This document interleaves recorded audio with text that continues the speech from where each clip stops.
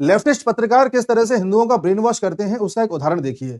ये हैं दिलीप मंडल, लंबे समय से वामपंथी पत्रकारिता में रहे हैं, द प्रिंट में काम किया है और ऐसे कई न्यूज एजेंसीज में काम किया है जो मोदी के अगेंस्ट बोलते हैं और मोदी के खिलाफ ही चीजें छापते हैं। और ये लंबे समय तक हिंदू देवी देवताओं का मजाक भी उड़ाते आए, उनके खिलाफ भी बोलते आए और एक टाइम पर ये कहते थे कि सरस्वती मां को मैं विद्या की देवी नहीं मानता। हाल फिलहाल में ट्वीट करके इन्होंने कन्फेशन किया कि भाई 2020 के आसपास मैंने जानबूझ करके एक काल्पनिक कैरेक्टर गढ़ा था जिसका नाम था फातिमा शेख और यह बताया था कि भारत की पहली मुस्लिम लेडी थी जो टीचर थी और इन्होंने ज्योतिराव फुले, सावित्रीबाई फुले के साथ मिलकर के काम किया था और समाज सेवा में बहुत योगदान दिया था।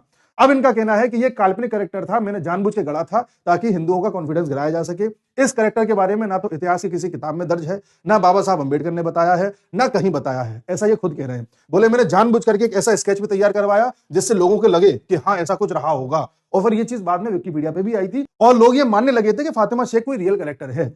साथियों, केवल ये एक चीज नहीं है, न जाने ऐसी कितनी चीजें हैं जो काल्पनिक तौर पर इस देश में तैयार की गई हैं जिससे हिंदुओं को नीचा दिखाया जा सके। जैसे जातिवाद, हमारे यहाँ वर्ण व्यवस्था थी लेकिन जातिवाद लाया गया। जैसे साउथ इंडिया में ब्रेस्ट टैक्स के बारे में आपने सुना होगा, कुछ फोटो दिखा करके बताया जाता था कि लोगों से टैक्स लिया जाता था क्योंकि ऊपर के कपड़े नहीं पहनते थे वो, जबकि ये सच्चाई नहीं थी, ये भी एक प्रोपेगेंडा था। ऐसे ही केरल के बारे में बताया जाता है कि भाई वामपंथी जब से वहां पे आए हैं लिटरेसी रेट 100% हो गई है, जबकि आप इतिहास उठा करके देखेंगे तो केरल, गुजरात, बॉम्बे जैसे स्टेट्स आजादी से पहले ही बहुत ज्यादा लिटरेट थे।